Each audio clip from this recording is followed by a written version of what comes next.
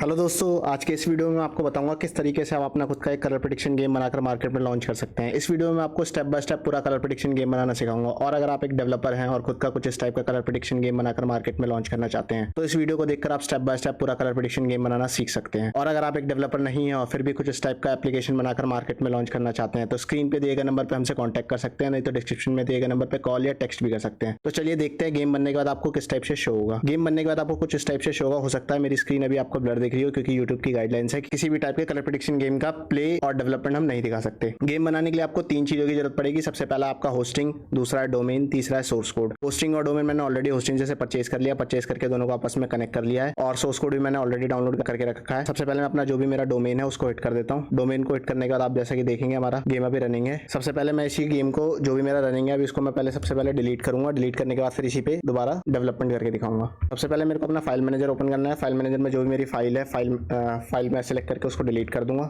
Delete करने के बाद मैं वापस से अपने डैशबोर्ड पे आ जाऊंगा। डैशबोर्ड पे जाने के लिए जो मैंने फाइल टाइप किया था, फाइल मैनेजर जो ओपन करा था उसको रिमूव करूंगा। रिमूव करने के बाद ओवरव्यू पे क्लिक करूंगा। ओवरव्यू पे क्लिक करने के बाद डैशबोर्ड पे मेरे को डेटाबेस का ऑप्शन शो होगा। डेटाबेस के ऑप्शन पे मेरे को क्लिक करना है। अभी रनिंग में मेरा निंजा 91 से एक डेटाबेस है, उसको मैं सिंपली यहाँ पे मेन्यू पे जाके डिलीट कर दूंगा। डिलीट करने के बाद मैं अपने वापस से अपने डोमेन पे आया था। डोमेन को जैसे ही मैं रिफ्रेश करूंगा आप देखेंगे यहाँ पे मेरे को 403 का एरर शो होगा। 403 का एरर का मतलब है कि यहाँ पे अभी कोई भी फाइल नहीं है। सिंपली मैंने जो भी टैब्स ओपन कर रखे थे उसको मैं क्लोज कर दूंगा। क्लोज करने के बाद मैं वापस से अपने डैशबोर्ड पे आ जाता हूँ। डैशबोर्ड पे आने के बाद लेफ्ट साइड कॉर्नर में मेरे को सर्च का ऑप्शन शो हो रहा होगा। उस पर मेरे को टाइप करना फाइल टाइप करने के बाद फाइल मैनेजर का ऑप्शन शो होगा, उस पर क्लिक करना है। उस पर क्लिक करने के बाद एक्सेस फाइल ऑफ ninja91.in पे क्लिक करना है। उसके बाद public_html का जो फोल्डर है उसको ओपन करना है। उसको ओपन करने के बाद जो भी मेरा सोर्स कोड है वो मैं सिंपली यहाँ पे ड्रैग एंड ड्रॉप कर दूंगा। ड्रैग एंड ड्रॉप करने के बाद राइट साइड कॉर्नर में आप देखेंगे हमारी फाइल जो भी जिप फाइल है वो यहाँ पे अपलोड हो रही है।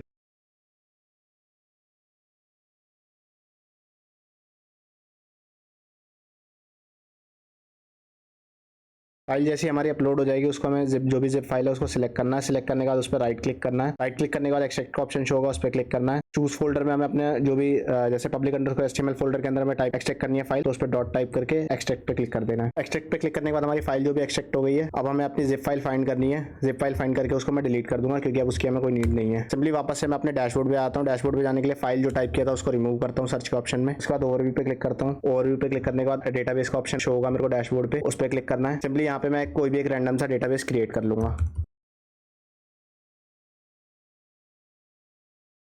यहाँ पे हमारा डेटाबेस क्रिएट हो गया है। सिंपली स्क्रॉल डाउन करके जैसे ninja91.in का मेरा डेटाबेस शो होगा, इसके आगे एंटर PHP माय एडमिन का ऑप्शन शो रहा होगा, उस पर क्लिक करना है। उस पर क्लिक करने के बाद हमारा डेटाबेस ओपन हो जाएगा। जो भी हमारा डेटाबेस है वो हमें इस पर ड्रैग एंड ड्रॉप कर देना है। सिंपली ड्रैग एंड ड्रॉप करने के बाद जैसे ही सक्सेस का मैसेज शो होगा उसको कट करना है। कट करने के बाद हमारा जो डेटाबेस है उस पर क्लिक करना है। क्लिक करने के बाद जो भी हमारे डेटाबेस की टेबल्स है वो हमें सारी यहाँ पे शो हो रही होगी। इसके बाद आ जाता हूँ मैं अपने डोमेन पे। डोमेन पे आने के बाद जैसे ही मैं उसको रिफ्रेश करूंगा, जैसा कि आप देख रहे हैं हमारा गेम अभी यहाँ पे रनिंग हो गया, बट इसमें कई चीजें हैं जो अभी शो नहीं हो रही। जैसे हमारा लोगो शो नहीं हो रहा, कई सारी इमेजेस हैं जो हमें शो नहीं हो रही। क्यों? क्योंकि हमने फाइल तो अपलोड कर दी, डेटाबेस भी अपलोड कर दिया, बट दोनों को आपस में कनेक्ट नहीं है। कनेक्ट करने के लिए मैं अपने public_html का जो फोल्डर है उसके अंदर आ जाऊंगा। इसमें कंट्रोल नाम का फोल्डर होगा एक, उसे फाइंड करूंगा। फाइंड करने के बाद activity.php फाइल ओपन करूंगा। इसमें डेटाबेस कनेक्शन करना पड़ेगा हमें। डेटाबेस कनेक्शन करने के लिए सिंपली अपने डेटाबेस का जो भी यूजर नेम पासवर्ड है वो यहाँ पे मैं अपडेट करूंगा।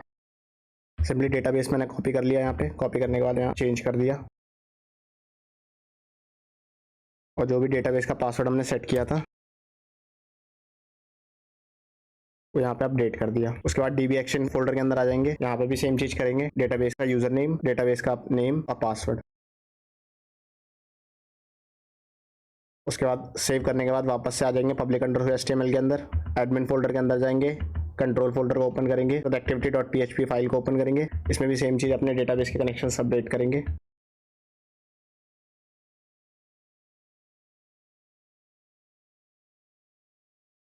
सेव कर देंगे। सेव करने के बाद वापस अपने डोमेन पे आ जाते हैं। डोमेन को रिफ्रेश करेंगे। रिफ्रेश करने के बाद आप जैसा कि देख रहे हैं हमारा यहाँ लोगो वगैरह सब जो भी इमेज मिसिंग थी वो सारी हमारे यहाँ पे शो होने लगी। इसके बाद आ जाते हैं हम इसके एडमिन पैनल पे। एडमिन पैनल पे जाने के लिए आप सिंपली डोमेन के बाद /admin टाइप करेंगे। एडमिन का लॉगिन पैनल बाय डिफॉल्ट आपको एक मिलता है। एडमिन के आईडी पासवर्ड से आप लॉगिन कर लेंगे। लॉगिन करते ही हमें लॉगिन सक्सेस का मैसेज शो होगा। उस पर क्लिक करने के बाद हमारे एडमिन का जो भी डैशबोर्ड है उस पर एडमिन के डैशबोर्ड पे जितने भी ओवरऑल एप्लीकेशंस हैं, हमारे ओवरऑल एप्लीकेशंस पे टोटल यूजर्स हैं उसकी सारी डिटेल्स यहाँ पे शो होगी। जैसे ऑल मेंबर्स, हमारे ओवरऑल एप्लीकेशंस पे कितने मेंबर्स हैं उसकी सारी डिटेल ऑल मेंबर्स में। टुडे जितने न्यू यूजर रजिस्टर हुए हैं उसके टुडे न्यू यूजर रजिस्टर्स में डिटेल शो होगी। उसके बाद वॉलेट बैलेंस, ओवरऑल एप्लीकेशंस पे जितने यूजर्स हैं उनका टोटल वॉलेट बैलेंस कितना है उसकी सारी डिटेल वॉलेट बैलेंस में शो होगी। उसके बाद टुडे रिचार्ज में जो आज रिचार्ज हुआ है उसकी सारी डिटेल्स टुडे रिचार्ज में शो होगी। होगी। उसके बाद आते हैं हम टोटल रिचार्ज में। टोटल रिचार्ज में जो ओवरऑल एप्लीकेशन पे टोटल रिचार्ज हुआ है अभी तक उसकी सारी डेट टोटल रिचार्ज में शो होगी। टोटल विड्रॉ जितना ओवरऑल एप्लीकेशन पे विड्रॉ हुआ है टोटल विड्रॉ में शो होगा। टुडे विड्रॉ में जो भी आज विड्रॉ हुआ है सारी डिटेल हमें टुडे विड्रॉ में शो होगी। उसके बाद आ जाते हैं हम एजेंट सैलरी में। एजेंट सैलरी में क्या होता है कि आप एक एजेंट असाइन करते हैं, उसके अंडरलाइन वो जितना भी वर्क करता है उसके बिहाफ पे आप अगर उसको सैलरी असाइन करना चाहते हैं तो एजेंट सैलरी में आप उसको सैलरी प्रोवाइड कर सकते हैं। उसके बाद आता हूँ यूजर लिस्ट में। यूजर लिस्ट में जो ओवरऑल एप्लीकेशन पे आपके टोटल यूजर्स है उसकी सारी डिटेल्स यहाँ पे शो होगी। आप पर्टिकुलरली किसी यूजर्स का डिटेल्स देखना चाहते हैं तो सिंपली यूजर्स के आगे एक्शन का ऑप्शन है, एक्शन में एक व्यू मोर का बटन शो रहा होगा, उस पर क्लिक करेंगे कि पर्टिकुलर यूजर ने कब ज्वाइन किया है, क्या उसके मोबाइल नंबर है, क्या उसका वॉलेट बैलेंस है, क्या उसका नीड टू बेट है, पासवर्ड यूजर को आप एक्टिवेट डीएक्टिवेट भी कर सकते हैं। यूजर्स के बैंक डिटेल्स वगैरह सब आप अपडेट कर सकते हैं यहाँ से। उसके बाद आते हैं मैं फंड ट्रांसफर पे। फंड ट्रांसफर में किसी भी यूजर के वॉलेट में अमाउंट ऐड और डिडक्ट करना हो तो सिंपली उसका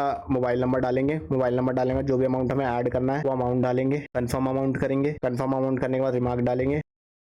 उसके बाद ट्रांसफर सक्सेसफुली का मैसेज हमें शो हो जाएगा ट्रांसफर फंड पे क्लिक करते ही। उसके बाद किसी वॉलेट में अमाउंट हमें डिडक्ट करना है तो डिडक्ट करने के लिए सेम हमें सबसे पहले मोबाइल नंबर डालना है। यहाँ पे मोबाइल नंबर डालने के बाद जो भी अमाउंट हमें डिडक्ट करना है वो -1000 डिडक्ट रिमार्क में ट्रांसफर फंड उस यूजर के वॉलेट से अमाउंट डिडक्ट हो गया। उसका जो भी ट्रांसफर हिस्ट्री होगी वो सारी डिटेल्स हमें ट्रांसफर हिस्ट्री में यहाँ पे शो रही होगी। जैसे मैंने अभी ऐड किया डिडक्ट किया सारी डिटेल्स हमें यहाँ पे शो रही है। जो भी विड्रॉ हमारे ओवरऑल एप्लीकेशन पे जो भी विड्रॉ होंगी उसकी सारी डिटेल्स हमें विड्रॉ हिस्ट्री में यहाँ पे शो होगी। बेट हिस्ट्री में जो भी ओवरऑल एप्लीकेशन पे जो बेट प्ले होगी जिस भी गेम में जिस भी पीरियड में जिस भी टाइप में वो सारी डिटेल्स हमें यहाँ पे शो होगी। क्या बेट अमाउंट था, लॉस किया या विन किया, वो सारी डिटेल्स हमें यहाँ पे शो रही होगी बेट हिस्ट्री में। उसके बाद आता है मैं ऑल रिक्वेस्ट में। ऑल रिक्वेस्ट में आपको विड्रॉ रिक्वेस्ट और deposit request basically by default जो देते हैं मैनुअल मेथड देते हैं। पेमेंट्स के दो टाइप के मेथड होते हैं, मैनुअल और ऑटोमेटिक। मैनुअल मेथड में क्या होता है सारी चीजें आपको मैनुअली वेरीफाई करनी होती है, मैनुअली यूजर के वॉलेट में अमाउंट ऐड और डिडक्ट करना पड़ता है। ऑटोमेटिक में क्या होगा सारी चीजें ऑटोमेटिकली वेरीफाई होती हैं, ऑटोमेटिकली यूजर के वॉलेट में अमाउंट ऐड और डिडक्ट होता है। जो भी विड्रॉ रिलेटेड रिक्वेस्ट होंगी वो विड्रॉ में शो होंगी और जो भी डिपॉजिट रिलेटेड रिक्वेस्ट होंगी वो डिपॉजिट रिक्वेस्ट में शो होगी। विड्रॉ में यहाँ पर रिक्वेस्ट होगी, एक्शन में मैनुअली यहाँ से अप्रूव करेंगे यूजर के अकाउंट में अमाउंट ट्रांसफर करने के बाद। Same as it is for deposit. Deposit में जब तक आप यहाँ से अप्रूव नहीं करेंगे तब तक यूजर के वॉलेट में अमाउंट ऐड नहीं होगा। उसके बाद आ जाता हूँ मैं कस्टम रिजल्ट में। कस्टम रिजल्ट में बाय डिफॉल्ट हम जो दो गेम्स देते हैं उनके कस्टम रिजल्ट हम यहाँ से दे सकते हैं। किसी भी यूजर को लॉस और विन करा सकते हैं। हम चाहे तो रैंडम भी विन करा सकते हैं। बेसिकली बाय डिफॉल्ट जो इसमें आता है वो लीस्ट अमाउंट विन आता है। हम चाहे तो रैंडम भी विन करा सकते हैं, हम चाहे तो सिलेक्टेड नंबर भी विन करा सकते हैं इसमें से, बिंगो लॉटरी में भी और K3 लॉटरी में भी। उसके बाद आता है कस्टम स्पिन। कस्टम स्पिन में भी आपका रैंडम का ऑप्शन मिल जाता है, कस्टम रिजल्ट का भी ऑप्शन मिल जाता है और मैनुअल का भी